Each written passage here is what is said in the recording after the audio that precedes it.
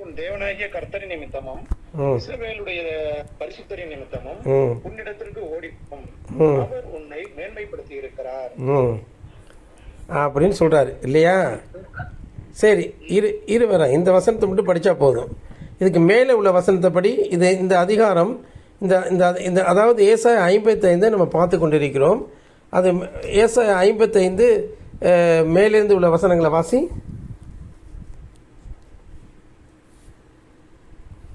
தெரியுதா? இருக்கிறவர்களே, நீங்கள் எல்லோரும் தண்ணீர்கள் அண்டைக்கு வாருங்கள். பணம் இல்லாதவர்களே, நீங்கள் வந்து வாங்கி சாப்பிடுங்கள். நீங்கள் வந்து பணமும் இன்றி விலையும் இன்றி திராட்சரசமும் பாலும் கொள்ளுங்கள். நீங்கள் அப்பம் அல்லாததற்காக பணத்தையும் திருப்தி செய்யாத பொருளுக்காக உங்கள் பிரயாசத்தையும் செலவழிப்பானேன். நீங்கள் எனக்கு கவனமாய் செவி கொடுத்து நலமானதை சாப்பிடுங்கள். அப்பொழுது உங்கள் ஆத்துமா கொழுப்பான பதார்த்தத்தினால் மகிழ்ச்சியாகும். உங்கள் செவியை சாய்த்து இடத்தில் வாருங்கள், கேளுங்கள், அப்பொழுது உங்கள் ஆத்துமா பிழைக்கும். தாவீதுக்கு அருளின நிச்சயமான கிருபைகளை உங்களுக்கு நித்திய உடன்படிக்கையாக ஏற்படுத்துவேன். இதோ அவரை ஜன கூட்டங்களுக்கு சாட்சியாகவும் ஜனங்களுக்கு தலைவராகவும் அதிபதியாகவும் ஏற்படுத்தினேன். இதோ நீ அறியாதிருந்த ஜாதியை வரவழைப்பாய். உன்னை அறியாதிருந்த ஜாதி உன் தேவனாகிய கர்த்தரி நிமித்தமும் இஸ்ரவேலுடைய பரிசுத்தரி நிமித்தமும் உன்னிடத்திற்கு ஓடி வரும், அவர் உன்னை மேன்மைப்படுத்தி இருக்கிறார். கர்த்தரை கண்டடையத்தக்க சமயத்தில் அவரை தேடுங்கள். அவர் சமீபமாய் இருக்கையில் அவரை நோக்கி கூப்பிடுங்கள். துன்மார்க்கன் தன் வழியையும் அக்கிரமக்காரன் தன் நினைவுகளையும் விட்டு கர்த்தரிடத்தில் திரும்ப கடவன். அவர் அவன் மேல் மனதுருகுவார். நம்முடைய தேவனிடத்திற்கே திரும்ப கடவன். அவர் மன்னிக்கிறதற்கு தயை பெருத்திருக்கிறார்.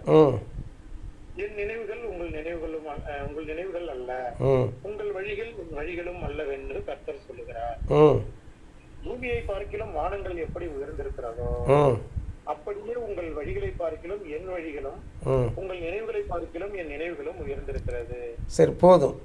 மழையும் உறைந்த மழையும் வானத்திலிருந்து இறங்கி அவ்விடத்துக்கு திரும்பாமல் பூமியை நினைத்து அதில் முளை கிளம்பி விளையும்படி செய்து விதைக்கிறவனுக்கு விதையையும் புசிக்கிறவனுக்கு ஆகாரத்தையும் கொடுக்கிறது. எப்படியோ அப்படியே என் வாயிலிருந்து புறப்படும் வசனமும் இருக்கும். அது வெறுமையாய் என்னிடத்திற்கு திரும்பாமல் அது நான் விரும்புகிறதை செய்து நான் அதை அனுப்பின காரியமாகும்படி வாய்க்கும். நீங்கள் மகிழ்ச்சியாய் புறப்பட்டு சமாதானமாய் கொண்டு போகப்படுவீர்கள். பர்வதங்களும் மலைகளும் உங்களுக்கு முன்பாக கம்பீரமாய் முழங்கி வெளியின் மரங்கள் எல்லாம் கைகொட்டும். முச்செடிகளுக்கு பதிலாக தேவதாரு விருட்சம் முளைக்கும். காஞ்செடிக்கு பதிலாக பெருஞ்செடி எழும்பும். அது கர்த்தருக்கு திருப்தியாகவும் நிர்மூலமாக நித்திய அடையாளமாகவும் இருக்கும். ஆமீன். கர்த்தருடைய பரிசுத்த நாமத்துக்கு ஸ்தோத்திரம். ஏசாயா தீர்க்கதரிசியின் புஸ்தகம் 55ஆம் அதிகாரம் முழுசுமே நம்ம படிச்சிட்டோம். சரி, ஏசாயா 55ஆம் அதிகாரம் எங்கே வைத்திருக்க அப்படின்னு கேட்டிங்கன்னா, அது ஏசாயா 54க்கு அடுத்தது வந்திருக்கு. ஏசாயா 54 அதிகாரம் எங்கே வந்திருக்குன்னா ஏசாயா 53க்கு அடுத்து வந்திருக்கு. இது என்ன பிரதர் 51ங்கிறீங்க? 53க்கு அப்புறம் அடுத்து 54 தானே வரும். 54க்கு அப்புறம் தானே 55 வரும். அப்படின்னா நான் ஏன் சிறு பிள்ளைகளுக்கு சொல்கிறது போல் உங்களுக்கு நான் சொல்கிறேன்னா, 53ல் இயேசு கிறிஸ்துவனுடைய சிலுவை பாடுகள் வருது. ஆமாம், இயேசு கிறிஸ்துவனுடைய சிலுவை பாடுகள் வந்த பிற்பாடு இயேசுவானவரை தூக்கி சிலுவையில் அடித்தது இஸ்ரவேல் மக்கள். இஸ்ரவேல் மக்கள் இயேசுவை தூக்கி சிலுவையில் அடித்து விட்டபடினாலே அதுக்கப்புறம் இயேசுவானவர் புறஜாதிகள்கிட்ட வந்துடுறார். அதை பற்றின விசேஷங்கள் தான் ஏசாயா 54. சரி, அதனுடைய தொடர்ச்சி தான் ஏசாயா 55. அப்போ என்னென்னா, புறஜாதிகளை அவர் துன்மார்க்கர்களாக தான் அவர் பார்க்கிறார். தேவன் சத்திய மார்க்கத்தை அறியாத ஜனங்களாக தான் அவர் பார்க்குறார். ஆமாம், அப்போ துன்மார்க்கன். அப்போ ஏன் இந்த இடத்துல துன்மார்க்கனுங்கிற வசனம் ஏசாயா 55 வருதுன்னா, நாம் எல்லாரும் அக்கிரமத்திலும் பாவத்திலும் நாம் மரித்திருந்தோம். அது துன்மார்க்கம், அதாவது தேவனை அறியாத ஒரு மார்க்கமாக அது இருந்திருக்கிறது. ஆமாம், தேவனை அறியாத ஒரு மார்க்கமாக அது இருந்திருக்கிறது. தேவனை விட்டு விலகி எந்த காரியத்தை செய்தாலும் அது வந்து தேவனுக்கு பிரியமில்லாத ஒரு காரியம்தான் அன்பானவர்களே. அது வந்து தேவனுடைய அப்போ துன்மார்க்கத்துக்கு எதிர்ப்பதமான ஒரு வார்த்தை என்னவென்று கேட்பீர்கள்னால் சத்திய மார்க்கம். அதாவது ஒரு வசனம் இருக்குது பார்த்துருக்கீங்களா? துன்மார்க்கருடைய ஆலோசனையில் நடவாமலும் பாவிகளுடைய வழியில் நில்லாமலும் பரியாசக்காரர் உட்காரும் இடத்தில் உட்காராமலும் கர்த்தருடைய வேதத்தில் பிரியமாக இருந்து. அப்போ துன்மார்க்கர்களும் பாவிகளும் பரியாசக்காரர்களும் எங்கிருந்து உருவாகிறார்கள் என்றால் வேதத்துக்கு வெளியே இருந்து உருவாகிறார்கள். அவர்களுக்கு வேதம் பைத்தியமாக தோன்றும். அந்த வேதத்தை அவர்கள் பரியாசம் பண்ணுவார்கள், பைத்தியமாக தோன்றுகிற அப்படின்னாலே. அப்படித்தான் இந்த உலகமானது தன்னுடைய சுய நீதியினாலே பலவிதமான மார்க்கங்களே உடையதாக இருக்கிறது. ஹிந்துயிசம் இல்லையா, புத்திசம், ஜைனிசம், அதாவது சமணர்கள், ஆசீவகம், சராஷ்டிரியம், கன்ஃபியூசியசம், இப்படியாக பலவிதமான மார்க்கங்கள் அங்கே வந்து உருவாகிறத நம்ம பார்க்குறோம். இவைகள் எல்லாமே தேவனை அறியாத ஒரு மார்க்கமாக அது இருக்கிறது. அவைகள் ஒரு மாய தோற்றமுள்ள ஒரு மார்க்கமாக இருக்கிறது. ஹிந்துயிசத்தை எடுத்துக்கிட்டிங்கன்னா அதில் வந்து சிவன், விஷ்ணு, அதாவது பிரம்மன், விஷ்ணு, சதா சிவன் என்று அவர்கள் கொண்டாடுகிறார்கள். அதில் ஒரு கடவுளை பிடிக்கலன்னா, ஒரு கடவுள் வந்து ஒருத்தங்களுக்கு பிடிக்கலன்னா அந்த கடவுளை வந்து ஒதுக்கி வச்சிடுறாங்க. இப்போ பிரம்மனை ஒதுக்கி வச்சுட்டானுங்க. ஆமாம், கடவுள்களை இவன்களே ஏற்படுத்துகிறானுங்க, அதை அவன்களே ஒதுக்கி வைக்கிறானுங்க. அப்போ பலவிதமான குழப்படிகள் அவங்க மத்தியில் இருக்குது. துவைதம், அத்வைதம், விசிஷ்டாத்வைதம் அவர்கள் கொண்டு வருகிறார்கள். இப்படிலாம் கடவுளை அவர்கள் வந்து ஏதோ அவர்களுடைய கோட்பாடுகளுக்குள்ளாக அடக்க பார்க்கிறார்கள். சமணர்களும் பௌத்தர்களும் கடவுள் மறுப்பு கொள்கையை வலியுறுத்தி, அதுக்கு முன்பு இருந்த ஆசீவகத்தாரர்களும் கூட கடவுள் மறுப்பு கொள்கையை வலியுறுத்தி, அதிலே எவன் பெரியவனாக இருக்கிறானோ அவர்களே அவர்கள் சிறப்பிக்கிறார்கள். எப்படின்னா, சமணத்தை பொறுத்த வரைக்கும் தீர்த்தங்கரர்களை வைக்கிறார்கள். தீர்த்தங்கரர்கள் ஆசீவகம் என்ற ஒரு மதத்தை பொறுத்த வரைக்கும் அவர்கள் என்ன வைக்கிறார்கள்னா, மக்காலி கோசாலர் என்பவரை வைத்திருக்கிறார்கள். அவரும் ஒரு விதமான அதாவது அவரும் ஒரு உபதேசத்தை உடையவர் தான். அவரும் ஒரு தீர்த்தங்கராக தான் கருதப்பட்டிருக்காங்க. ஆனால் கருத்து வேறுபாடுனால அவர் ஆசீவகத்திலிருந்து சமணம் பெரியது. அப்புறம் பௌத்தம், அது வந்து புத்தர், கௌதம புத்தர்னு ஒருத்தர் வந்து வராரு. ஆனால் கௌதம புத்தருக்கு முன்னாடி அநேக புத்தர்கள் இருக்காங்க. இந்த கௌதம புத்தர் பின்னால் வந்தவர். அப்போ அதே மாதிரி தீர்த்தங்கரர்களும் அநேக தீர்த்தங்கரர்கள் இருக்கிறார்கள். அவர்களில் சிறப்பு வாய்ந்தவர்களாக பாப்புலராக அறியப்படுகிறவர்கள் யார் என்றால் கௌதம புத்தரை இவங்க வந்து பாப்புலரான ஆளாக வச்சுக்கிறாங்க. பாப்புலர் என்றாலே அது எனக்கு பிடிக்காத ஒரு வார்த்தை. ஆமாம், இன்னைக்கு வந்து அவர்கள் வந்து எனக்கு ரொம்ப பிடிக்காத ஒரு வார்த்தை பாப்புலருங்கிறது ஒரு அது வந்து ஒரு விதமான பொய் தான் வச்சுக்கோங்களேன். அவங்க பொய்யை பரப்பி அவங்க பெரிய ஆளாக காமிச்சு போவாங்க, அவ்வளோதான். அதே போல் தான் மகாவீரர், அவர் ஒரு பாப்புலரான ஃபிகராக இருக்கிறார், அவ்வளோதான். ஆமாம், அதை வந்து இருக்காங்க, அவ்வளோதான். இப்படி போல் இருக்கும்போது இன்னும் நிறைய பேர் வராங்க. இவர்களை எதிர்த்து, இவருடைய கடவுள் மறுப்பு கொள்கையை எதிர்த்து ஆதிசங்கரர்னு ஒருத்தர் வராரு. அப்புறம் வந்து என்ன சார் ராமானுஜர்னு ஒருத்தர் வராரு. ஆமாம், இப்படி வந்து பல பேர் வந்து வராங்க. பல பேர் வராங்க. மத்வாச்சாரியார்னு ஒருத்தர் வராரு. மத்வாச்சாரியார் இவங்களாம் வந்து ஒவ்வொரு கொள்கைகளை அவர்கள் பிடித்து கொண்டு அதை வந்து மக்களுக்குள்ளாக அதை போதித்து அதை அப்படி கொண்டு வந்துடுறாங்க. இதெல்லாம் வந்து என்னன்னு கேட்டிங்கன்னா, நீதி உள்ள மார்க்கம் அல்ல, அறியாமையின் மார்க்கம், இருள் நிறைந்த மார்க்கங்களாக இருக்கிறது. அதாவது கடவுளை பற்றி யாருக்குமே சரியாக தெரியவில்லை, வெளிப்பாடு இல்லாதவர்களாக இருக்கிறார்கள். ஆனால் தேவன் அவர் இந்த மனுக்குலத்தின் மீது மிகுந்த அக்கறை வைத்து, மனுக்குலத்தின் மீது என்ன வைக்கிறார்? அவர் அக்கறை வைத்து தன்னை வெளிப்படுத்துகிறார். எப்படி? தன்னுடைய திருக்குமாரன் மூலமாக. தன்னுடைய திருக்குமாரனை ஆதியிலே அவர் வந்து தன்னுடைய திருக்குமாரனை அவர் ஆதி முதலாய் தெரிந்து கொள்கிறார். ஆமாம், ஆதியிலே தன்னுடைய குமாரர்களை சிருஷ்டிக்கிறார். அந்த குமாரர்களுக்கெல்லாம் தலையாய ஒருத்தரை சிருஷ்டிக்கிறார். அவர்தான் கிறிஸ்துவானவர்.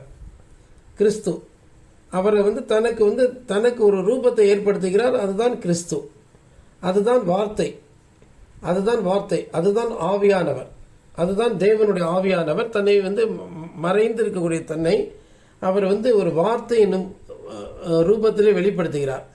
இதுதான் கிறிஸ்து. இந்த கிறிஸ்து தான் என்றென்றைக்கும் ஜீவிக்கிறார். அவர்தான் ஆதியும் அந்தமுமா இருக்கிறார். கிறிஸ்துவுக்கு ஒரு ஆதி இருக்கிறது, ஒரு அந்தமும் இருக்கிறது. புரியுதா இல்லையா?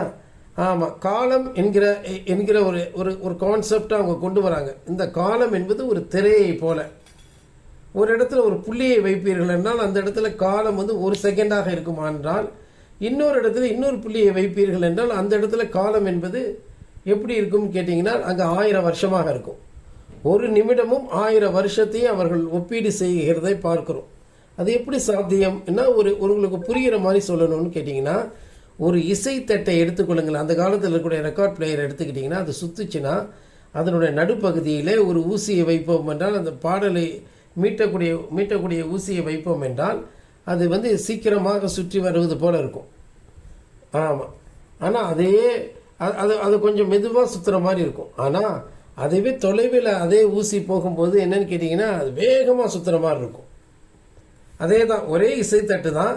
தூரத்தில் இருக்கக்கூடிய ஒரு இடத்துல ஒரு புள்ளியை நீங்கள் வைப்பீர்கள், அது வேகமாக சுற்றும். ஆனால் கிட்ட இருக்கக்கூடிய அந்த இடம் மெதுவாக சுற்றும். இதுதாங்க காலத்தை பற்றியும். ஆமாம். அவர்கள் சொல்லுகிறார்கள், ஒரு பயங்கரமான பருப்பொருள் ஒரு இடத்துல இருக்குமானால் அந்த இடத்துல காலம் தாமதிக்கிறது. ஆமாம். இப்போ சூரியனை எடுத்துக்கொள்வோம், அது ஒரு பருப்பொருள். அந்த பருப்பொருள் வந்து அதை சுற்றி வரும் பொழுது அங்கே என்ன காலம் இருக்கிறதோ அதை விட 100 மடங்கு பெரிதாக இருக்கக்கூடிய கோலத்திலே அங்கே காலம் ஸ்லோவாக போகுதுங்கிறாங்க. ஆமாம். அந்த கோளுடைய அளவை பொறுத்தது, அந்த நட்சத்திரத்தினுடைய அளவை பொறுத்தது. இங்கே வந்து நம்ம பூமியை வந்து சுற்றி வருவதுக்கு 24 மணி நேரம் எடுத்துக்கொள்ளுது இல்லையா? இங்கே பூமியில் வந்து ஒரு 1000 வருஷம் எடுத்துக்கொள்வோம் என்றால், இதையே வேறு ஒரு இடத்துல அந்த காலம் என்கிற திரையிலே வேறொரு இடத்துல இருக்கக்கூடிய ஒரு பொருளை சுற்றி இது வருமானால் அது ஒரு நாள் தான் ஆகும். அது ஒரு நாள் தான் ஆகும். அந்த ஒரு நாளை இங்கே 1000 வருஷத்துக்கு ஒப்பிடலாம்.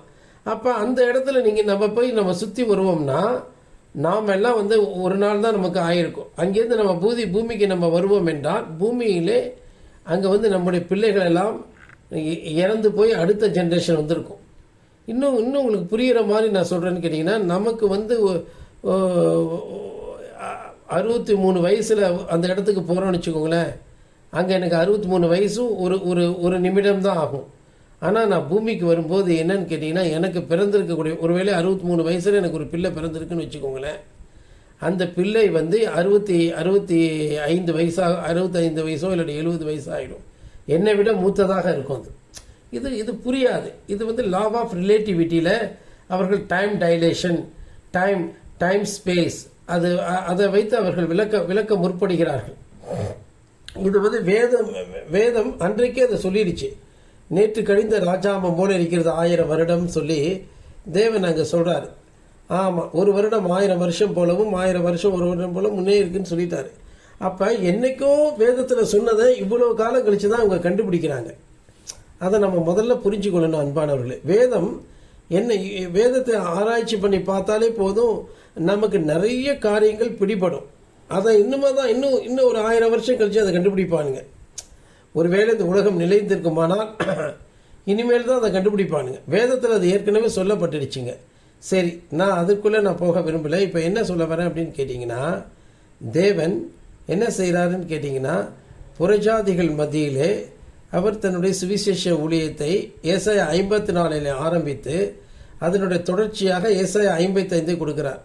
பசிதாகம் உள்ள ஜனங்களே, துயரப்படுகிற ஜனங்களே, அழுகிற ஜனங்களே, பசியினால் வருந்துகிற ஜனங்களே, தாகமாக இருக்கக்கூடிய ஜனங்களே, தவித்து கொண்டிருக்கக்கூடிய ஜனங்களே, சிறுமைப்பட்ட ஜனங்களே, கஷ்டப்படுகிற ஜனங்களே, தேவன் இல்லாமல் பலவிதமான துன்மார்க்கமான பாதையிலே சென்று சோர்ந்து களைத்திருக்கக்கூடிய ஜனங்களே, நீங்கள் எல்லாரும் தண்ணீர்கள் நன்றிகள் வாருங்கள், நான் உங்களுக்கு இளைப்பாறுதல் தருவேன், நான் உங்களுக்கு அப்படின்னு சொல்லி அதற்காக நான் சிலுவையிலே பாடுபட்டிருக்கிறேன், உங்களுடைய பாவங்கள் மன்னிக்கப்பட்டு விட்டது, உங்களுடைய அக்கிரமங்கள் மன்னிக்கப்பட்டு விட்டது, நீங்கள் ஒன்றுமே செய்ய வேண்டாம், என்னை விசுவாசித்தால் போதும், வந்து இலவசமாக பெற்றுக்கொள்ளுங்கள் அப்படின்னு சொல்கிறார். அங்கே வெறும் தண்ணீரை மட்டும் அவர் கொடுக்காமல் பாலையும் திராட்சரசத்தையும் கொடுப்பேங்கிறார். எப்படிங்க அது? ஒரு தண்ணீரை ஒரு இடத்துல திராட்சரசமாக அவர் மாற்றினது நமக்கு தெரியுமா தெரியாதா? தண்ணீர் திராட்சரசமாக மாறுகிறது சொல்கிறதா இல்லையா? தண்ணீர் திராட்சரசமாக மாறிச்சுன்னா ஏன் பாலாக மாறாது? ஆமாம், அங்கே தண்ணீர்கள் இன்றைக்கு வாருங்கள், அங்கே திராட்சரசமும் பாலும் கொள்ளுங்கள்ங்கிறார். அவர் இல்லாதவளை இருக்கிறவளை போல அழைக்கிறார். நம்ம வாழ்க்கை தண்ணீரை போல இருக்குமானால் அது திராட்சரசம் உள்ளதை போல மன மகிழ்ச்சியாக மாற்றுவேங்கிறார். திராட்சரசத்தை பார்க்கலும் உடைய நேசத்தை நாம் நினைக்கிறோம் என்று சொல்லி உன்னத பாட்டில் நம்ம படிக்கவில்லையா? திராட்சரசத்தை பார்க்கலும் உம்முடைய நேசத்தை நினைக்கிறோம். பாருங்கள், தண்ணீரை திராட்சரசமாக்குறவர் அதை விட மேலான அன்பையும் நமக்கு தருகிறவராக இருக்கிறார். அவர் யாரு? தேவாதி தேவன், ராஜாதி ராஜன், கர்த்தாதி கர்த்தன். அதற்காக அவர் என்ன நீதியை நிறைவேற்றியிருக்கிறார் என்றால் சிலுவையிலே பாடுபட்டிருக்கிறார். யாரு? அந்த கிறிஸ்துவானவர். 2000 வருஷத்துக்கு முன்னாடி இயேசு என்கிற அந்த மனிதனுக்குள்ளாக அந்த கிறிஸ்து வந்து அவரை சிலுவையில் அடிக்க ஒப்பு கொடுத்து பின்பு அவர் மேலே திரும்ப அந்த ஆவி வந்து அவர் உயிர்த்தெழச் செய்தது. அது அன்றைக்கு நடந்த காரியம். அப்போ இந்த கிறிஸ்துவானவர் தேவனுடைய ஆவியானவராக இருக்கிறார். அவர் வேறு யாரும் கிடையாது. none other than the Lord of the Spirit of God. God is Spirit. That same Spirit, quickening power. அதுதான் என்ன தெரியுமா சொல்றாரு? முந்தின ஆதாம் அவன் என்ன ஜீவாத்மாவாக இருந்தான். பிந்தின ஆதாம் அவர் என்னவா இருக்கிறாருன்னு கேட்டிங்கன்னா உயிர்ப்பிக்கிற ஆவியாக இருக்கிறார். வசனம் சொல்லுதா இல்லையா? நல்லா படித்து பாருங்க. பிந்தின ஆதாம் வந்து அவன் வந்து அவர் உயிர்ப்பிக்கிற ஆவியாக இருக்கிறான்னு சொல்லியிருக்கேன். அப்போ குவிக்கனிங் பவர், அந்த ஆவியானது நம்ம வந்து என்ன செஞ்சிடும்னா குவிக்கனிங் பவர்னு சொல்லுவாங்க. அது வந்து நம்மளை என்ன செஞ்சிடும்னா சாவுக்கேதுவான இந்த சாவுக்கேதுவான சரீரத்தை சாவாமைக்கு ஒப்பாக மாற்றக்கூடிய ஆவியானவர். ஆம் அன்பானவர்களே, இந்த சாவுக்கேதுவான இந்த சரீரத்தை சாவாமைக்கு ஒப்பாக அவர் மாற்றக்கூடியவராக இருக்கிறார். அதை தான் நம்ம பார்ப்போமே. அதை எப்படி பார்க்கறது? அந்த ஃபோன் இங்கே வச்சுருந்தேன், இங்கே தான் இருக்கு பாருங்க. அது என்ன சொல்லுதுன்னு பார்ப்போமே. என்ன சொல்லுது? முந்தின மாதம்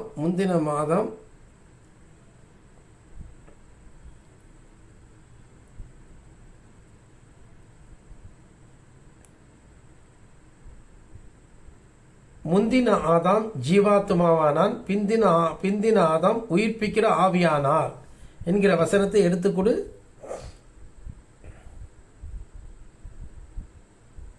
அந்த வசனம் 1 கொரிந்தியர் மதியம் 3:45 இல் உள்ளது. இது முந்தின ஆதாம் ஒரு ஜீவாத்மாவானான் என்றும் பிந்தின ஆதாம் உயிர்ப்பிக்கிற ஆவியானார் என்றும் கூறுகிறது. இந்த வசனம் இயேசு கிறிஸ்துவை இரண்டாவது ஆதாமோடு ஒப்பிடுகிறது. இயேசு கிறிஸ்துவே உயிர்த்தெழுதல் மற்றும் நித்திய ஜீவனுக்கு ஆதாரமாக இருக்கிறார் என்று வேதாகமம் கூறுகிறது. சரி, அப்ப பிந்தின ஆதாம் அவர் ஒரு ஆத்மா கிடையாது, அது உயிர்ப்பிக்கிற ஆவியானவர். சாவுக்கு ஏதுவான இந்த சரீரத்தை சாவாமைக்கு ஒப்பாக மறுரூபமாக்குவா, அதுதான் சொல்லியிருக்கு. சாவுக்கு ஏதுவான இந்த சரீரத்தை சாவாமைக்கு ஏதுவாக ஒப்பாக்குவா என்று சொல்லியிருக்கிற வசனம் எங்கிருக்கிறது?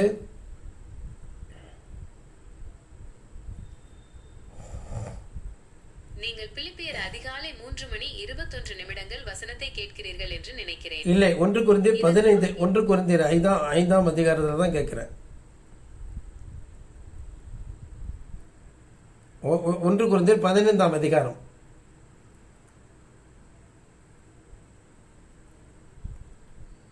அப்போஸ்தலனாகிய பவுல் கொரிந்தியருக்கு எழுதின முதல் நிருபம்தான் 1 கொரிந்தியர்.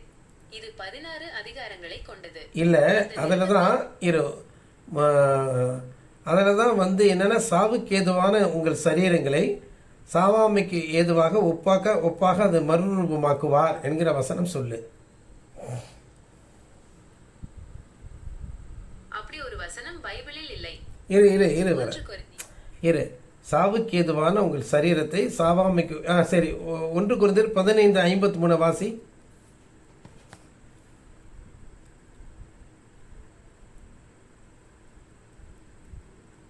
நிச்சயமாகவே 1 கொரிந்தியர் மதியம் 3:53 கூறுகிறது, அழிவுள்ளதாகிய இது அழியாமையையும் சாவுக்கேதுவாகிய இது சாவாமையையும் தரித்துக் கொள்ள வேண்டும்.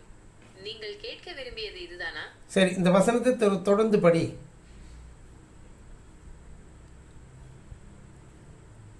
நிச்சயமாக 1 கொரிந்தியர் மதியம் 3:54 கூறுகிறது, அழிவுள்ளதாகிய இது அழியாமையையும் சாவுக்கேதுவாகிய இது சாவாமையையும் தரித்துக் கொள்ளும் போது ஜெயம் மரணத்தை விழுங்கிவிட்டது என்று எழுதியிருக்கிற வசனம் நிறைவேறும். இதுதான் நீங்கள் அறிய விரும்பியது என்று நம்புகிறேன். சரி, நீ இந்த வசனத்தை சற்று மாற்றி மாற்றி சொல்லுகிறாய், பரவாயில்லை. அந்த இடத்தை எடுத்து கொடுத்ததுக்காக நன்றி. அதாவது உங்கள் சாவுக்கு ஏதுவான அந்த சரீரத்தை சாவாமைக்கு ஏதுவாக ஒப்பாக மறுரூபப்படுத்துவார் என்கிற வசனம் எங்கே இருக்கிறது? நான் மீண்டும் ஒரு முறை மன்னிப்பு கேட்டுக்கொள்கிறேன். நீங்கள் கேட்ட வசனம் பிலிப்பியர் அதிகாலை 3:21 இல் உள்ளது. இது சாவுக்கேதுவான நம்முடைய சரீரங்களை தம்முடைய மகிமையுள்ள சரீரத்திற்கு ஒப்பாக மாற்றியமைப்பார் என்று கூறுகிறது. இந்த வசனம் இயேசு கிறிஸ்துவின் வல்லமையால் நம்முடைய சரீரங்கள் மாற்றியமைக்கப்படும் என்று கூறுகிறது. பாருங்க, இதுதான் குவிக்கனிங் பவர்னு சொல்லுவாங்க. இதுதான் குவிக்கனிங் பவர்னு சொல்றது. நான் சொல்றது உங்களுக்கு காதல் விடுதா? இதுதான் வந்து குவிக்கனிங் பவர். ஆமாம், இது வந்து குவிக்கனிங் பவர்னு சொல்றது. உயிர்ப்பிக்கிற ஆவியானார். முந்தின ஆதாம் அவர் வந்து ஜீவாத்மாவானான், ஆனால் பிந்தின ஆதாம் உயிர்ப்பிக்கிற ஆவியானார். இந்த பவரை தான் நம்ம வந்து பெறுவதற்கு இவ்வளோ நாள் காத்துக்கிட்டு இருக்கிறோம். ஆனால் இந்த பவரை இந்த உலகமோ மற்றவர்களோ பெற முடியாது. இதை தான் தாகமாக இருக்கிறவர்களே தண்ணீர்கள் அன்றைக்கு வாருங்கள், நான் ஜீவ தண்ணீரை உங்களுக்கு இலவசமாய் தருகிறேங்கிறார். அது வெறும் தண்ணீர் மாத்திரமல்ல, அது திராட்சரசமும் பாலும் அதில் இருக்கிறதுங்கிறார். இது எத்தனை பேருக்கு புரிய போகுது? இது எத்தனை பேருக்கு அது புரியும் சொல்லுங்க பார்ப்போம். இந்த அதிகாரத்தில் சொல்லியிருக்கு பார்த்தீங்கன்னா பாருங்கள், நீங்கள் அப்பம் அல்லாததற்காக பணத்தையும் திருப்தி செய்யாத பொருளுக்காக உங்கள் பிரயாசத்தையும் செலவழிப்பானேன். நீங்கள் எனக்கு கவனமாக செவி கொடுத்து சாப்பிடுங்கள், நலமானது சாப்பிடுங்கள்ங்கிற. அப்போ என்ன சாப்பிடுதல்ங்கிறது எங்கே இருக்குன்னு கேட்டிங்கன்னா வாயில் இல்லை, நம்ம காது வழியாக தான் நம்ம சாப்பிட முடியும். அப்பொழுது உங்களை ஆத்துமா சாப்பிடுவதற்கு காது செவி கொடுக்க வேண்டும். நாம் என்ன நினைக்கிறோம், இந்த ஊழியக்காரனே ரொம்பவும் நம்ம அற்பமான என்றோம், நம்ம குடும்ப விஷயத்திலாம் தலையிடுறாரு, அப்படி பண்ணுறாரு இப்படி பண்ணுறாரு அப்படின்னு. இன்னும் சில பேருக்கு ரொம்ப ஏளனம் வந்துருச்சு. முன்பு இப்போ ஊழியக்காரன் படுற கஷ்டமும் துன்பமும் அவர்கிட்ட போதுமான அளவு பணம் இல்லாமல் இருக்கும்போது நம்ம எல்லாரும் ஏளனமாக நினைக்கிறோம். நீங்கள் கஷ்டப்படும் போது நான் உங்களுக்காக அவ்வளோ பண உதவி செய்கிறேன், ஜெபம் பண்ணுறேன், அழுகுறேன், கதறேன். ஆனால் நான் கஷ்டப்படும் பொழுது இது இவ்வளோ போதும், இவ்வளோ கொடுத்தா போதும் அப்படிங்கிற அளவுக்கு தான் நீங்கள் நினைக்கிறீங்க. சரி, பரவாயில்ல. நான் வந்து உங்களை தொல்லை பண்ணவே விரும்பலை. நீங்கள் கூப்பிடாவிட்டால் கல்லுகள் கூப்பிடும், நீங்கள் கொடுக்காவிட்டால் கல்லுகள் கொடுக்கும். சொல்கிறது புரிதா இல்லையா? கல்லுகளினாலே ஆபிரகாமுக்கு குமாரனை உண்டு பண்ணிக்கிறான்னு சொல்லியிருக்கா இல்லையா? சகே என்பவன் அவன் என்ன செஞ்சான்? அவன் வந்து எல்லாரும் புறக்கணிக்கப்பட்டவன் தான். அவன் மூலமாக தேவன் ஏழைகளுக்கு கொண்டு கொடுக்க செய்தார். அவன் அதுமாதிரி இந்த ஊழியக்காரனுக்கு கொடுக்க வேண்டியது தேவன் கொண்டு வந்து கொடுத்துருவார். அதாவது உங்கள் மூலமாக கொடுக்கணும்னு ஆசைப்படுறாரு. ஆனால் நீங்கள் என்ன நினைக்கிறீங்க? நீங்கள் வந்து கணக்கு பார்க்குறீங்க. ஊழியக்காரன்ட்ட ரொம்ப கணக்கு பார்த்து அவன்கிட்ட அதுக்காகவே சண்டை போட்டு நாம் போட்டது நாம் கெட்டது இல்லாமல் அநேகருக்கு அதை சொல்லி அவர் ரொம்ப பண ஆசை பிடிச்சி அலையிறாரு. நான் எங்கெங்க பண ஆசை பிடிச்சி அலையிறேன்? நான் என்னப்பா லட்சமாவா நான் சம்பாதிக்கிறேன்? எங்கள் மாத வருமானமே ரொம்ப குறைஞ்சி ரொம்ப கஷ்டத்தில் வாழ்ந்துக்கிட்டு இருக்கேன். ரொம்ப நெருக்கப்பட்டு வாழ்ந்துக்கிட்டு இருக்கேன். அதில் வேற என்னோடய குடும்ப சுமை வேற என் மேலே வந்து நிற்கிது. ஆமாம், எவ்வளவு எனக்கு வந்து நல்லா யோசிச்சு பாருங்கள், எனக்கு எவ்வளோ வருமானம் வந்துடும். நீங்களே நல்லா உட்காந்து உங்களை குறித்து உங்கள் வாழ்க்கையை குறித்து நீங்கள் யோசிக்கிறீங்களே. இப்போ வந்து என்னன்னு கேட்டால் மணியரசன் இருக்கான், வந்து சபையில் எல்லாத்தையும் இங்கே பார்த்து அவனுக்கு வந்து அவன் மனைவி அவன் பெற்ற பொம்பளை பிள்ளைக்கிட்டு நேரத்தை செலவழிக்கிறதுக்கே இதுவாக இருக்குன்னா அவன் ரொம்ப சுயநலமாயிட்டான். மணியரசன் ரொம்ப சுயநலமாயிட்டான். ரொம்ப தன்னுடைய குடும்பத்தை மாத்திரமா தன்னுடைய மாமியார் குடும்பத்தையும் அவன் தூக்கி தாங்குறான். எந்த அளவுக்கு அவன் இருக்கான் பாருங்க. இப்போ வந்து சபையில் வந்து அதனால ஆறுமுகம் தான் தோன்றித்தனமாக செயல்படுறான். ஆறுமுகம் தான் தோன்றித்தனமாக செயல்பட்டு ஆறுமுகத்துக்கு அறிவே இல்லை. ஆனால் வந்து இது என்ன செய்யணும், அந்த சுற்றிலும் பார்க்கணும். அந்த சுற்றிலும் இருக்கக்கூடிய அந்த இடத்துல மரத்தெல்லாம் கீழே புதைச்சிருக்கோமே, அதில் வந்து அதில் வந்து கரையான் ஏறுதா ஏறலையா, அது என்ன செய்யணும் ஏது செய்யணும்னு இவன் ஒரு ஆலோசனை கொடுக்காம இருக்கிறதுனால ஆறுமுகம் உனக்கு என்ன பிரச்சனைன்னு அவன் கேட்க மாட்டேங்கிறான். யார் வீட்டுக்கு போகிறதுலே குறியாக இருக்கான் மணியரசன். அப்போ வந்து அவன் அவ்வளோ சுயநலமாக போயிட்டான் மணியரசன். என்ன பண்ணுறது, அந்த அளவுக்கு வந்து இப்படி ரொம்ப எனக்கு மனசு வேதனையாக இருக்குது. அவனை கெடுத்தது யாரு? உன் மனசை இப்படி கெடுத்தது என்னையா? புத்தி இல்லாத கலாத்தரையே உங்களை மயக்கினவன் யார்? உங்களுடைய மனசை கெடுத்தவன் யார்? ஆவியில் ஆரம்பித்த நீ மாம்சத்திலேயே நீ முடித்தீர்கள் கேட்குற அந்த கலாத்தியர் புஸ்தகத்தை நீ படி. ஒரு காலத்தில் ஊழியக்காரனுக்காக அப்படி நின்றியே. இப்போ ஆறுமுகம் இருக்கக்கூடிய அந்த இடமே விழுந்து போச்சுன்னா ஐயா, அது எவ்வளோ பெரிய பாதிப்பு உண்டு பண்ணுமா பண்ணாதையா? பெரிய ஆக்சிடென்ட் உண்டு பண்ணுமா பண்ணாதா? நாளைக்கு நீ வந்து என்ன செய்ய, அந்த இடத்துல எக்ஸாமைன் பண்ணு, என்னென்ன செய்யணுமோ. பிரதர், நான் என்னுடைய குடும்பத்துக்காக நான் அவ்வளோ செலவு பண்ணேன்னா நான் நாளைக்கு அந்த இடத்த வந்து ஏதாவது இது வாங்கினா நானும் வந்து வாங்கி தரேன் பிரதர். அதுலேயும் நீ கருத்து இருக்கணும். உன்னுடைய குடும்பத்தை நீ இது பண்ணி நீ மற்றவங்கள்ட்ட வாக்குவாதம் பண்ணி உன் மாமியார்கிட்ட போய் வாக்குவாதம் பண்ணி அவங்கள்ட்ட நான் என் நகையை மீட்டுக்கு கொடுக்குறேன் பார் அப்படின்னு நின்றுக்கிட்டு நீ செஞ்சேன்னா உனக்கும் பாலாஜிக்கு என்ன வித்தியாசம்? மணியரசனை நான் கேட்குறேன், சொல்லுப்பா, எந்த அளவுக்கு நீ மாம்சத்துக்கு நேராக போயிருக்க பாரு. ஆவியில் ஆரம்பித்து நீ மாம்சத்துக்குரியவனா நீ இருக்க. ஆவியில் ஆரம்பித்து மாம்சத்தில் முடிக்கலாமா? எவ்வளவு தியாகம் பண்ண இதுக்காகவையா நீ கல்யாணம் பண்ண? கல்யாணம் பண்ணி அவங்க புருஷனோட போயிடுறீங்க, இல்லாட்டினா வந்து பொண்டாட்டியோட போயிடுறீங்க. இந்த ஊழியக்காரனுக்கு நம்ம என்ன செய்யணுங்கிறத கூட மறந்துறீங்க. அதை இத்தனோடு துக்குனியோடு நம்ம காசு கொடுத்தா போதுன்னு நினைக்கிறீங்க. நல்லா தெரிஞ்சுக்கோங்க, உங்கள் புருஷன்மார்கள் உங்களுக்கு கொடுக்கக்கூடிய காசில் தசம பாகத்தை கொடுங்க. அங்கேருந்து அனுப்புகிறாரா, ஒரு 10,000 அனுப்புகிறாரா, அதில் வந்து 1000 ரூபாய் எடுத்து கொடுங்க. இல்லை வந்து 30,000 அனுப்புகிறாரா, 3,000 எடுத்து கொடுத்து தசம பாகமாக கொடுங்க. ஆமாம், கொடுங்க. தேவன் அதை எதிர்பார்க்குறாரு. தேவன் வந்து ரொம்ப எதிர்பார்க்குறாரு. முதல்ல தசம பாகத்தை எடுத்து வச்சுட்டு செய்யுங்க. இல்லை, அவர் கொடுத்துக்கிறாரு. அவர் கொடுக்கறது வேற. உங்கள் புருஷன்காரன் இந்த தசம பாகம் கொடுக்குறாரோ இல்லாட்டி சும்மா ஊழியக்காரனுக்கு காசு கொடுக்குறாரோ அது உங்களுக்கு தெரியாது. யாருமே இப்போ பொதுவாக தசம பாகங்கள் அதிகமாக கொடுக்கறதில்ல. தசம பாகங்கிறது இப்போ யாருமே கொடுக்கறது கிடையாது. ஆமாம், சரி பரவாயில்ல, போயிட்டு போகுது. நாம் போய் யாரையும் வருத்தக்கூடாது, துக்கப்படுத்தக்கூடாது. நம்ம எவ்வளோ போதிச்சிட்டோம், அவங்களுக்கு தெரிஞ்சது இவ்வளவுதான்ட்டு நான் பேசாமல் நான் இருக்கேன். ஆனால் அவங்க கொடுத்தாலும் உங்களுக்கு வரக்கூடிய பணம் உங்கள் வீட்டுக்காரர் அனுப்பினார் என்றால் அதுலேருந்து ஒரு தசம பாகத்தை மனப்பூர்வமாக சந்தோஷமாக ஊழியத்துக்கு எடுத்து கொடுங்க. அப்போ தான் நீங்கள் வந்து என்னன்னு கேட்டீங்கன்னா, தாகமாக இருக்கிறவர்களே வந்து செவி கொடுங்கள். இப்போ நான் கொடுக்கக்கூடிய கருத்தை செவி கொடுக்கணும். செவி கொடுத்து நலமானது வாங்கி சாப்பிடுங்கள். நீங்கள் எவ்வளவுக்கு எவ்வளவு நீங்கள் கொடுக்கிறீர்களோ அவ்வளோக்கு அவ்வளோ உங்கள் ஆத்துமா செழிக்கும். நல்லா தெரிஞ்சுக்கோங்க, பரலோகத்தில் உங்களுக்கு பொக்கிஷங்கள் சேரும். ஒரு மனுஷன் நான் வந்து கற்பனைகளை கை கொள்கிறேன்னு சொல்கிறான். ஆனால் அது போதாதுப்பா, உனக்கு உள்ளதெல்லாம் விற்றுட்டு ஏழைகளுக்கு கொடுத்துட்டு என்னை பின்பற்றிவான்னு அவனை பார்த்து சொல்கிறாரு. ஆனால் அவன் துக்கத்தோடு போயிடுறான். அவன்கிட்ட என்னத்தை விரும்புகிறாருன்னா அவன்கிட்ட வந்து எல்லாத்தையுமே கொடுத்துருங்கிறாரு. அவன்கிட்ட உங்கள்கிட்ட எல்லாத்தையும் கொடுக்க சொல்லலையே, அட்லீஸ்ட் தசம பாகத்தை மாத்திரம் தான் கொடுக்க சொல்கிறாரு. ஆமாம், அந்த ஒரு கவலை வரணும். ஆனால் எனக்கு நீங்கள் ஒவ்வொருத்தரையுமே அதை கொடுக்காம போகும்போது ஊழியக்காரனுடைய வாழ்க்கையில் அவனுடைய பணத்தை நீங்கள் திருடி விடுகிறீர்கள் என்ற அர்த்தம். நாம் வந்து வஞ்சித்து விடுகிறோம் என்ற அர்த்தம். அதனால தான் மல்கியாவில் அப்படி சொல்லியிருக்கிறார். புரியுதா? சரி, தசம பாகமாக கொடுக்காட்டி கூட பரவாயில்ல. என்ன வேணும் சகோதரனே? நீங்கள் என்ன சகோதரன்னு கூப்பிடுவீங்களா, அங்கிள்னு கூப்பிடுவீங்களா, இல்லை பிரதர்னு கூப்பிடுவீங்களா எனக்கு தெரியாது. நீங்கள் எப்படி கூப்பிடுவீங்கன்னு எனக்கு தெரியாது. ஆனால் வந்து உங்களுக்கு என்ன தேவை இருக்குது அப்படின்னு சொல்லி நாம் அதை மீட் அவுட் பண்ணணுங்க. அதை மீட் அவுட் நம்ம பண்ணணும். ஊழியக்காரன் ஊதாரி செலவு எதுவுமே நான் பண்ண போகிறது கிடையாது. இப்போ பாருங்களேன், இந்த சபையை விழுந்து போகக்கூடாதுங்கிறதுக்காக வந்து அந்த இடத்துல வந்து மறுபடியும் இன்றைக்கி வந்து ஏதாச்சும் ஒரு வேலைகள் அதில் ஆரம்பித்து செய்யணும்னு பார்க்குறேன். என்கிட்ட ஃபண்டு இல்லை, என்ன பண்ணுறது? இந்த நேரம் பார்த்து ஆறுமுகம் யாரையோ ஒருத்தனை வர சொல்லிட்டான் வேற. நான் என்ன பண்ணுவேன்? இந்த ஃபண்டு இல்லாமல் எப்படி தான் அதை வந்து மீட் அவுட் பண்ணுறதுன்னு தெரியல. அவன் பாட்டுக்கு இஷ்டத்துக்கு ஏதாவது ஒரு வேலையை செஞ்சு விட்டுட்டு போயிடுறான். அவன் என்னென்னா தான் தோன்றித்தனமாக அவன் தான் வாழ்கிறான்னா ஊழியக்காரனையும் வம்பில் இழுத்து விட்றான் பாருங்க. அவன் மணியரசன், சாரி, இது யார் இவன் வந்து ஆறுமுகம் இழுத்து விட்டுட்டு போயிடுறான்.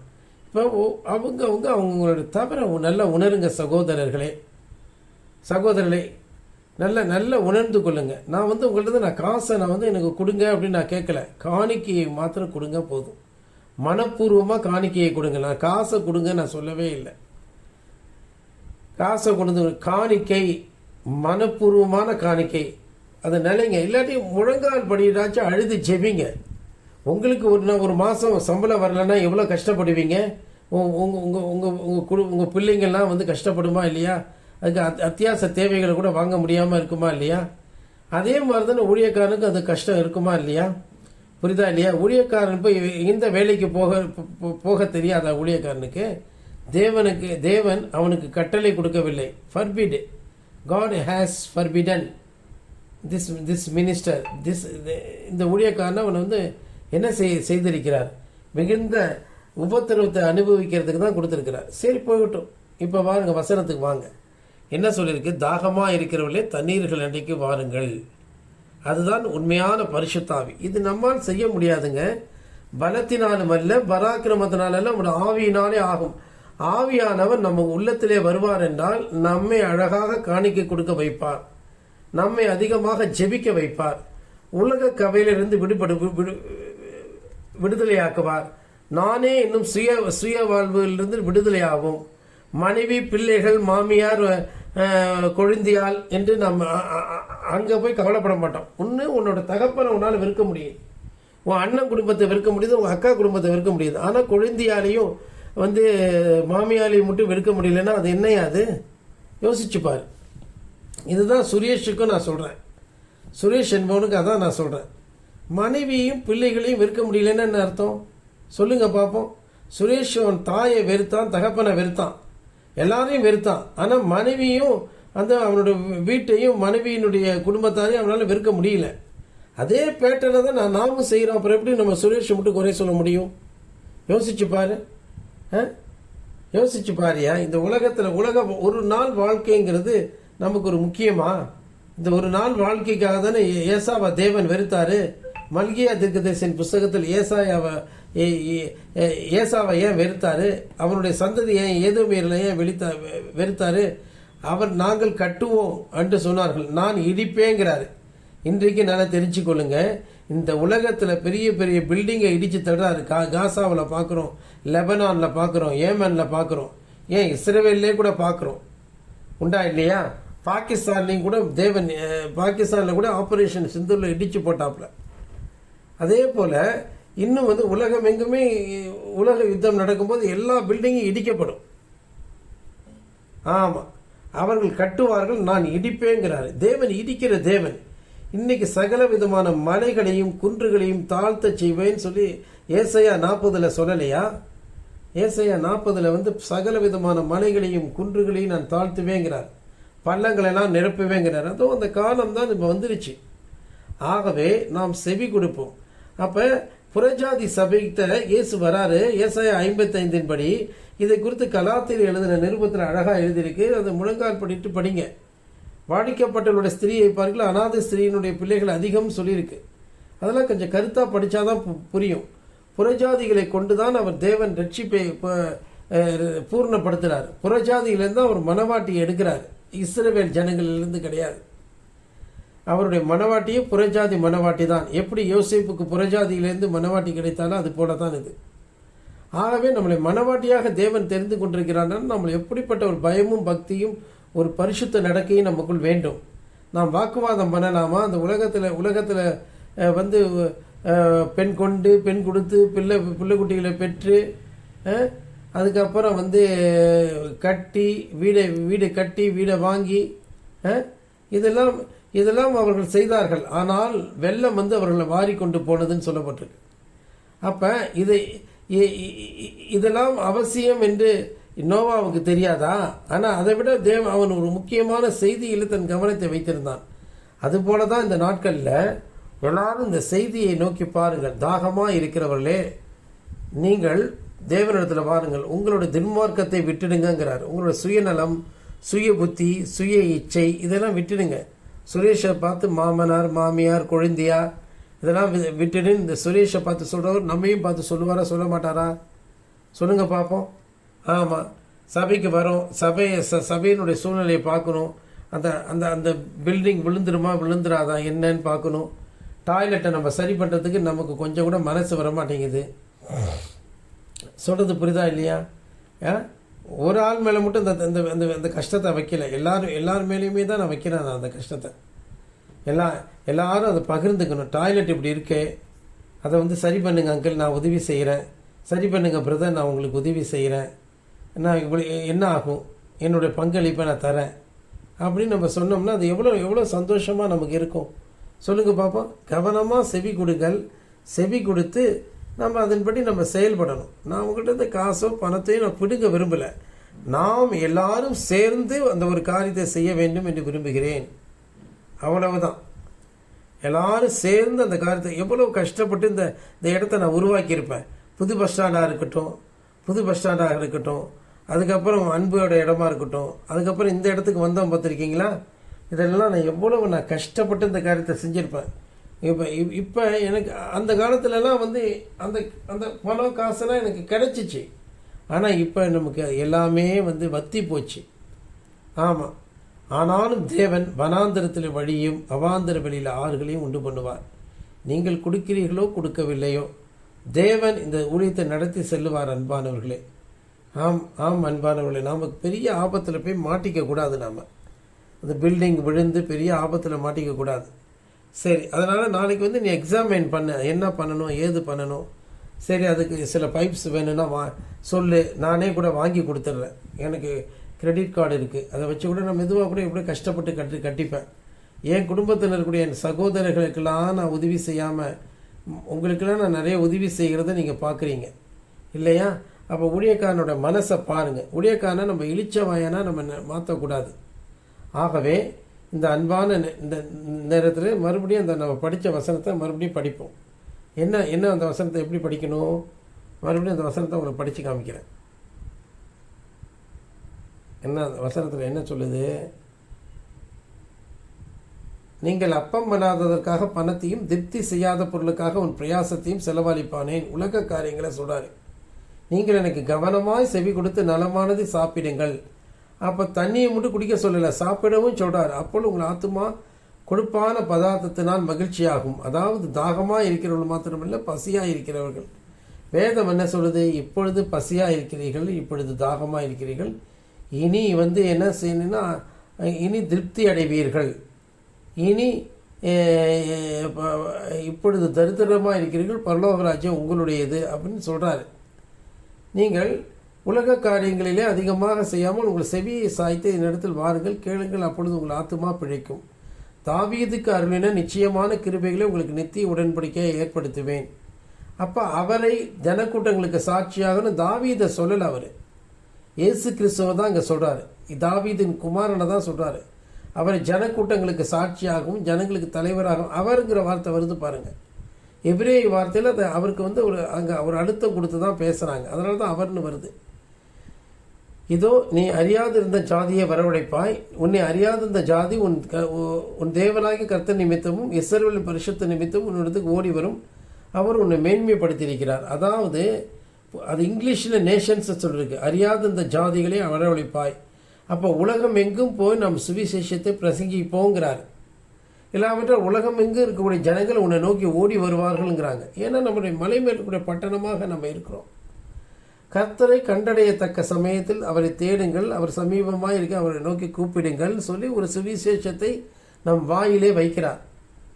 துன்மார்க்கன் தன் வழியையும் அக்கிரமக்காரன் தன் நினைவுகளையும் விட்டு கர்த்தரிடத்தில் திரும்ப கடவன், அவர் அவன் மேல் மனது உருகுவார். நம்முடைய தேவனிடத்திற்கு திரும்ப கடவன், அவர் மன்னிக்கிறதுக்கு தயவை பெருத்திருக்கிறார். இது நல்லா பாருங்க. ஏசாயா 53 சிலுவையில் மறிக்கிறாரு. ஏசாயா 54 புறஜாதி சபையை எடுக்கிறாரு. ஏசாயா 55 அவர்களுக்கு உபதேசிக்கிறார். அப்போ துன்மார்க்கமாய் வாழ்ந்தவர்கள், விக்கிரக ஆராதனை செய்தவர்கள், வில்லி சூனியங்களை செய்தவர்கள், உலக மார்க்கத்திலே போனவர்கள் எல்லாரும் நீங்கள் என்ன செய்யுங்க, நீதியின் மார்க்கத்தில் திரும்புங்கள்ங்கிறார். அப்போ நம்மை பார்த்து அவர் சிலர் உங்கள் நினைவுகள் என் நினைவுகள் உங்கள் நினைவுகள் அல்ல, உங்கள் வழிகளும் என் வழிகள் அல்லங்கிறார். அதாவது துன்மார்க்கனுடைய வழியும், அங்கே பாருங்கள், துன்மார்க்கனுடைய தன் வழின்னு சொல்லி இங்கே என்ன சொல்கிறாரு, அக்கிரமக்காரன் தன் நினைவுங்கிறார். அதே போல் என் நினைவுகளை இங்கே கொண்டு வரார் பாருங்க. அப்புறம் வழிகளை, துன்மார்க்கனுடைய வழியும் இங்கே வழிங்கிறார், உங்கள் வழிகள். அப்போ நாம தான் துன்மார்க்கர்களாக இருக்கிறோம், காரியம் அறியாதவர்களாக இருக்கிறோம். போய் ஒருத்தனை கொன்று போட்டால் தான் துன்மார்க்கன் கிடையாது, குடிச்சு வெறிச்சாதான் துன்மார்க்கன் கிடையாது. தேவனுடைய வசனத்தை அறியாதவர்கள் எல்லாருமே துன்மார்க்கர்கள் தான். அதாவது துன்மார்க்கரோ அப்படி இராமல் அப்படின்னு ஒன்றாம் சங்கீதம் சொல்லுது இல்லையா? அப்படி இராமல்னால் எப்படி இராமல்? வேதத்தை தியானிக்காதவர்கள், வேதத்தை படிக்காதவர்கள், வேதத்தை முன்பு படித்துவிட்டு பின்பு மறக்கிறவர்கள். இப்போல்லாம் மணியரசன் முன்பு மாதிரி வேதத்தை படிக்கிறான்னு சொல்ல முடியாது. அவனுக்கு வந்த உடனே தன் மகளோட விளையாடணும்னு தான் நினைக்கிறான். அவன் மனைவியும் அவனை மழுக்கி வச்சிருக்கு. அவன் மனைவியும் அவனை மழுக்கி அவனை முட்டாளாக்கி, அவனுடைய மாமியார் கொழுந்தியால் எல்லாம் அவனை மழுக்கி வச்சிருக்காங்க. யாரை? அவனுக்கு இப்போ முன்ன மாதிரிலாம் வேத வாக்கியத்தில் ஆர்வம் கிடையாது. முன்னெல்லாம் அவ்வளோ வேதத்தை படிச்சுட்டு அதை டிஸ்கஸ் பண்ணுவான். இப்போ அதெல்லாம் செய்யறது கிடையாது, மழுங்கிடுச்சு அவனுக்கு. கேட்டால் எனக்கு வேலை அதிகமாக இருக்குமா, வேலை அதிகமாக இருக்குன்னு சொல்லுவான். இப்போ யோசிச்சு பாரு, எவ்வளவு நீ ஏமாற்றப்பட்டிருக்க பார்த்த மணியரசாப்பா, யோசிச்சு பாரு. அப்போ பாருங்க, உன் நினைவுகளை நீ தூய்மையாக்க வேண்டும் என்றால் வேதத்துக்கு நேராக நீ போக வேண்டும். ஆமாம், அப்போ வேதத்தினுடைய வழிகளை நீ கற்றுக்கொள்ள வேண்டும். மறுபடியும் ரெஃப்ரெஷ் பண்ணிக்கோத. பூமியை பார்க்கலும் வானம் எவ்வளோ உயர்ந்திருக்கிறதோ அப்படியாக என் வழிகளும், உங்கள் வழிகளை பார்க்க என் வழிகளும், உங்கள் நினைவுகளை பார்க்க என் நினைவுகள் உயர்ந்திருக்கிறது. துன்மார்க்குன்னா வேற யாரையும் நினைக்க வேணாம், நீ ஒன்னையே நீ நினைச்சா போதும். சொல்றது புரியுதா இருக்கும்? ஒன்னையே நீ நினைச்சாலே போதும் தம்பி, அதுதான் ரொம்ப முக்கியம். புரியுதா இல்லையா? நீ ஒன்னையே நீ நினச்சிக்கிட்டாலே போதும். ஆமாம், நம்மை நாமே நினைச்சாலே போதும். துன்மார்க்கர்கள் நம்ம என்ன செய்யக்கூடாது. ஆமாம், அப்போ பூமியை பார்க்கலும் வானம் எப்படி உயர்ந்திருக்கிறதோ அப்படியே உங்கள் வழிகளை பார்க்கலும் என் வழிகளும், உங்கள் நினைவுகளை பார்க்கலும் என் நினைவுகளும் உயர்ந்திருக்கிறது. அப்போ என்ன சொல்கிறாரு? மாரியும் உறைந்த மழையும் வானத்திலிருந்து இறங்கி அவ்விடத்துக்கு திரும்பாமல் பூமியை நினைத்து அதில் முளை கிளம்பி விளையும்படி செய்து விதைக்கிறவனுக்கு விதையையும் புசிக்கிறவனுக்கு ஆகாரத்தை கொடுக்கறது எப்படியோ அப்படியே என் வாயிலிருந்து புறப்படும் வசனமும் இருக்கும். அப்போ அவரோட பரிசுத்த ஆவி எப்படி வரும்னு சொல்லியிருக்கு பாருங்க. மழை உறைந்த மழையாக வருங்கிறாரு. ஆமாம், அப்படியே அதுதான் ட்ரெஷரி. அவருடைய ட்ரெஷரி அங்கே தான் இருக்குது. அவர் பண்டக சாலையிலிருந்து உறைந்த மழையை அனுப்புகிறான்னு வசனம் சொல்லுது பாருங்களேன். அவர் பண்டக சாலையிலிருந்து உறைந்த மழையை அனுப்புகிறான்னு சொல்லப்பட்டிருக்கு. ட்ரெஷரியிலேருந்து அனுப்புகிறேங்கிறார். அது பாருங்கள், அது ட்ரெஷரிப்பா, அவருடைய ட்ரெஷரி. அவர் உறைந்த மழையை அவர் பண்டக சாலையிலிருந்து அனுப்புகிறார் என்கிற வசனம் எங்கே இருக்கிறது?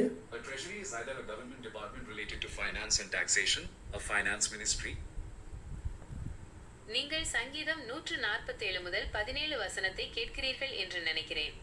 இது அவர் கல் துண்டுகளைப் போல் பனியை இறங்க பண்ணுகிறார், அவருடைய உறைந்த மழையை தாங்க வல்லவன் யார் என்று கூறுகிறது. இந்த வசனம் கடவுள் இல்லை, அவர் பண்டக சாலையிலிருந்து, அவருடைய பண்டக சாலையிலிருந்து ஒரு சொன்னது சரிதான். நீங்கள் சங்கீதம் 147 வசனத்தை கேட்கிறீர்கள் என்று இல்லை, அவர் உறைந்த மழையை பண்டக சாலையிலிருந்து கொண்டு வருகிறான்னு சொல்லியிருக்கு. யோபு புஸ்தகத்தில் தேடி பாரு.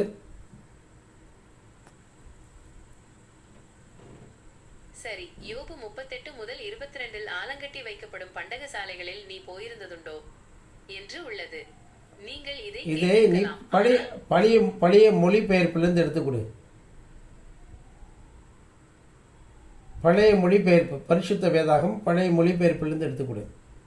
ஆலங்கட்டின்னு கிடையாது, உறைந்த மழை அப்படின்னு சொல்லியிருக்கணும். இது புதுசாக அவனுக்கு டிரான்ஸ்லேட் பண்ணி உயிரம் வாங்குறாங்க. நீ பழைய மொழிபெயர்ப்பிலிருந்து கொண்டு வா. பழைய மொழிபெயர்ப்பில் யோபு 38 முதல் 22 உறைந்த மழையின் பண்டக சாலைக்குள் நீ பிரவேசித்ததுண்டோ, கல்மழை இருக்கிற பண்டக சாலைகளை பார்த்ததுண்டோ என்றுதான் உள்ளது. சரி, அதை தானே நான் சொல்கிறேன்.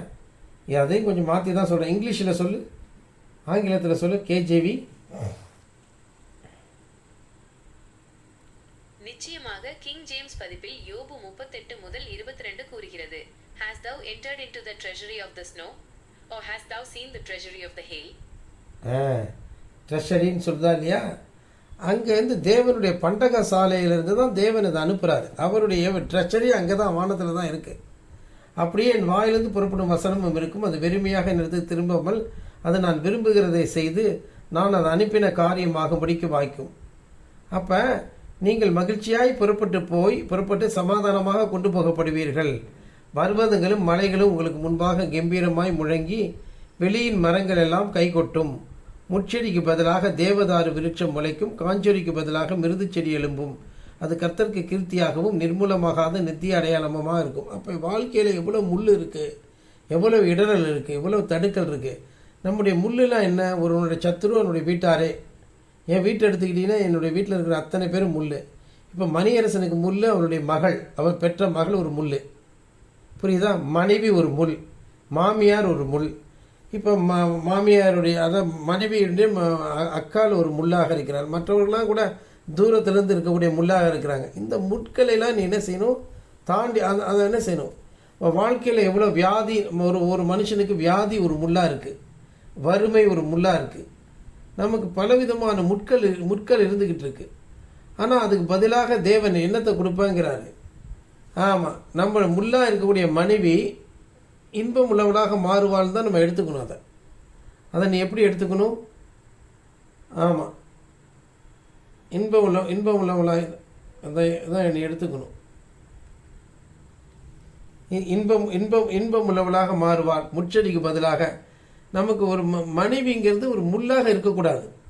அப்போ தேவதாரு விருட்சமாக மாற்றணும், இல்லாட்டினா கனிதரும் திராட்சை கொடியாக இருக்கணும். புரியுதா? காஞ்சூரினா நான் உடம்புல அரிப்பு ஏற்படுத்தக்கூடியது. அங்கே வந்து மிருது செடி எலும்புன்னு இருக்குது. மிருது செடினா என்ன? அது இங்கிலீஷில் படிச்சிங்கன்னா தெரியும். Instead of the thorn shall come of the fir tree அப்படின்னு போட்டிருக்கு. அப்புறம் brier, the instead of brier shall come the myrtle tree. Myrtle ட்ரீனா வாசனை மிகுந்ததாக இருக்கும்னு நினைக்கிறேன். ஆமாம், மெர்டில் அப்படி தான் நான் நினைக்கிறேன். இந்த இது ஜெமினிட்ட கேட்போமே. அப்போ வந்து ஏசாயா தீர்க்கதரிசியின் புஸ்தகம் 55ஆம் அதிகாரம் கடைசி வசனம் 13ஆம் வசனம் என்ன சொல்லுகிறது?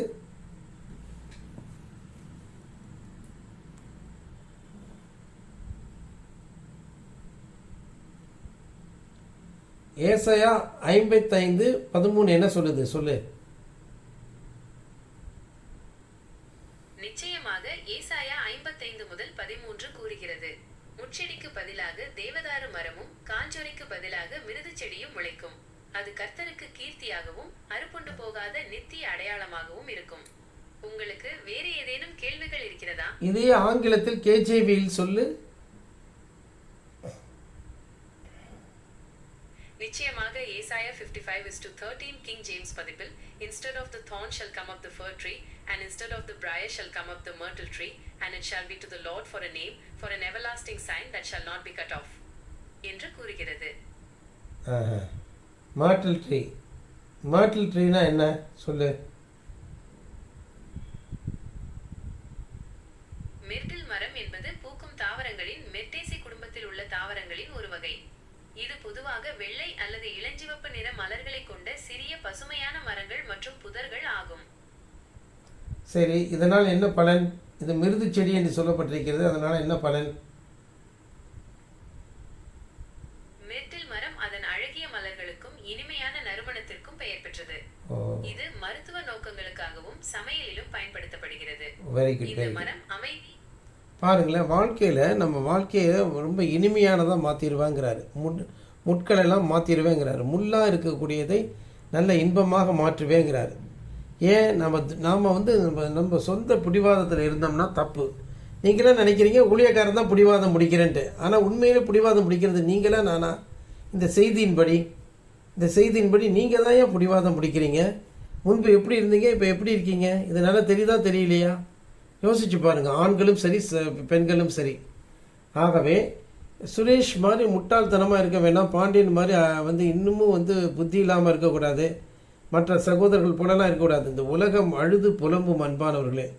அவர்களெல்லாம் இன்னும் துன்மார்க்கத்தை விட்டு திரும்பவில்லை, ஆனால் நாம் திரும்புவோம். சுரேஷ் துன்மார்க்கத்தை விட்டு திரும்பாமல் நீங்கள் என்ன சொல்லியிருக்குன்னு கேட்டிங்கன்னா, அந்த இடத்துல வந்து என்ன சொல்லியிருக்குன்னா, சுரேஷ் வந்து என்ன செய்கிறான்னா வந்து பாவ மூட்டையை அதிகமாக கட்டிகிட்டு இருக்கிறதா நான் பார்த்தேன். ஆகவே நம்ம ஜாக்கிரதையாக இருந்து மனம் திரும்புவோம். ஏசாயா 55 நாம் பயபக்தியோடு ஜெபம் பண்ணுவோம். நம்ம பயபக்தியோடு நம்ம தியானிப்போம். அதை வாக்குத்தத்தமாக பிடித்து கொண்டு ஜெபம் பண்ணுவோம். அன்பானவர் கர்த்தர் தாமே நம்மை ஆசீர்வதிப்பாராக. சரியா? இப்போ புரியும் நினைக்கிறேன், தெளிவாக இருக்குன்னு நினைக்கிறேன். எப்படி எந்த காலகட்டத்தில் சொல்லப்பட்டிருக்கு, நம்ம எந்த காலகட்டத்தில் இதை வந்து கை கொள்ளணும், இது யாருக்கு இது டெஃபினட்டாக சொல்லப்பட்டிருக்கு, நமக்கு தான் சொல்லப்பட்டிருக்கு அப்படிங்கிறத நம்ம புரிஞ்சு கொள்ள வேண்டும் அன்பானவர்களே. சரி, ஜெபம் பண்ணுவோம். மணியரசன் ஜெபியா?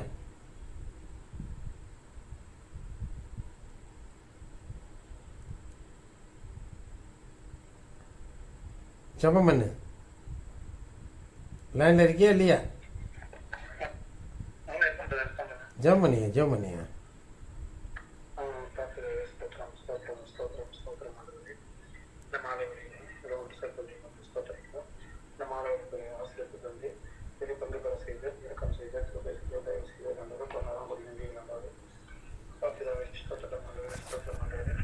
அப்பா ஸ்தோத்திரம் ஆண்டவரே, ஸ்தோத்திரம் ஆண்டவரே, ஸ்தோத்திரம் ஆண்டவரே, ஸ்தோத்திரம் ஆண்டவரே, ஸ்தோத்திரம் ஆண்டவரே, ஸ்தோத்திரம் ஆண்டவரே.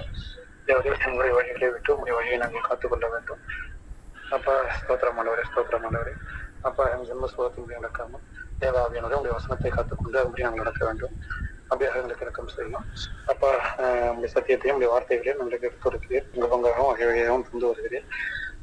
அதை கேட்டு மனம் திரும்பவும் குணப்படவும் அதன்படி நடக்கவும் அப்பா அந்த நித்திய ஜீவனுக்கு எதுவாக நாங்கள் கனி தரவும் இப்படியாக எங்களுக்கு இயக்கம் செய்ய மாண்டவரே. ஸ்தோத்திரம் ஆண்டவரே, ஸ்தோத்திரம் ஆண்டவரே, ஸ்தோத்திரம் ஆண்டவரே. எங்களுக்கு முற்களாக இருக்கக்கூடிய எல்லா விஷயங்களையும் நாங்கள் ஆண்டவரே அப்பா ஒதுக்கி வைத்துவிட்டு தேவ ஆவியானவரை நாங்கள் வாஞ்சையாக தேடவும் அப்பா வாஞ்சையோடு நாங்கள் காணப்படவும் அப்பா தாகமா இருக்கிற தண்ணீர் அண்டைக்கு வரவும் அப்பா பிதாவே ஆண்டவரே ஸ்தோத்திரம் ஆண்டவரே ஜீவ தண்ணீரை நாங்கள் பருகவும் அப்பா தாகம் தண்ணியும் இப்படியாக எங்களை வழிநடத்தும் ஆண்டவரே. அப்படி செய்யப்படுகிற ஸ்தோத்திரம் இயேசு ஜீவன பிதாவே. ஆமேன். ஆமேன். ஆமேன். எங்கள் பிதாவே, இந்த நல்ல வேலைக்காக ஸ்தோத்திரிக்கிறோம். சொல்லப்பட்ட வார்த்தைகள் எவ்வளவு ஆழமானவைகள், செவையான சத்தியமாக இருக்கிறது ஆண்டவரே. இகழ்படி செய்வதற்கு எங்களுக்கு பலனையும் தைரியத்தையும் திட நம்பிக்கையும் தருவீராக. நாளை தினம் ஆராதனை ஆசீர்வதித்து தருவீராக. ஒவ்வொருவரையும் ஆயத்தப்படுத்தும். நாளை தினம் தஞ்சையில் தான் ஆராதனை நடக்க இருக்கிறதையா ஸ்தோத்திரம். ஆகவே இந்த ஆராதனை நீ ஆசீர்வதித்து மிகுந்த சமாதானத்தையும் ஆறுதலையும் தைரியத்தையும் திட நம்பிக்கையும் நீ தர வேண்டும் என்று நான் ஜெபிக்கிறேன் ஐயா. உமக்கு ஸ்தோத்திரம்.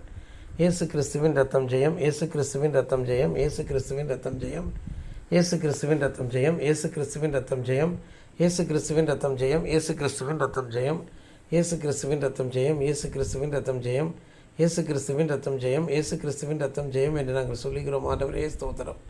ஹல்லேலூயா. ஸ்தோத்திரிக்கிறோம், ஸ்தோத்திரிக்கிறோம், ஸ்தோத்திரிக்கிறோம் ஐயா, ஸ்தோத்திரிக்கிறோம்.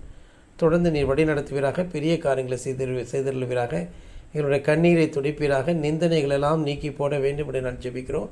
சபையை நீர் உருவாக்குவீராக. இந்த கடைசி காலத்தில் பலத்தினாலும் அல்ல பராக்கிரமத்தினாலும் நம்முடைய ஆவியினாலே ஆகும் என்று சொல்லியிருக்கிறபடி ஆகட்டும். நீங்கள் கூப்பிடாவிட்டால் கல்லுகள் கூப்பிடும் என்றும், சர்வ சிருஷ்டியும் நீ வரவழைப்பாய், சகல ஜாதிகளையும் வரவழைப்பாய் என்று சொல்லியிருக்கிற வாசனத்தின்படி ஆண்டவரே எல்லா ஜனங்களையும் வரவழைத்து இந்த ஊழியத்தை செய்வதற்கு எங்களுக்கு அனுகிரகம் செய்யும்.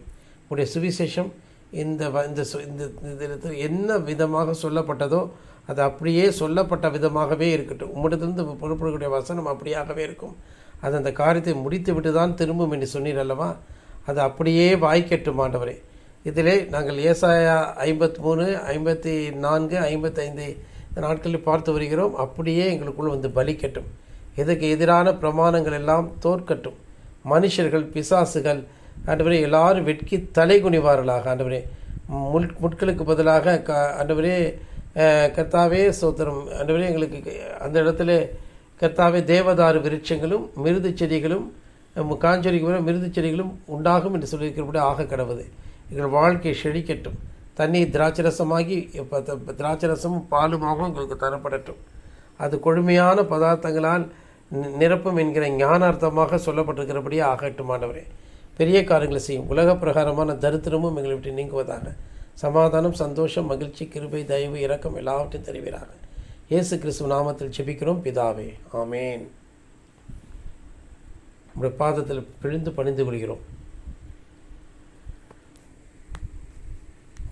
இயேசுவின் நாமத்தில் ஜெபிக்கிறோம் பிதாவே. ஆமேன், ஆமேன், ஆமேன். Praise the lord, praise the lord. ஸ்தோத்திரம்.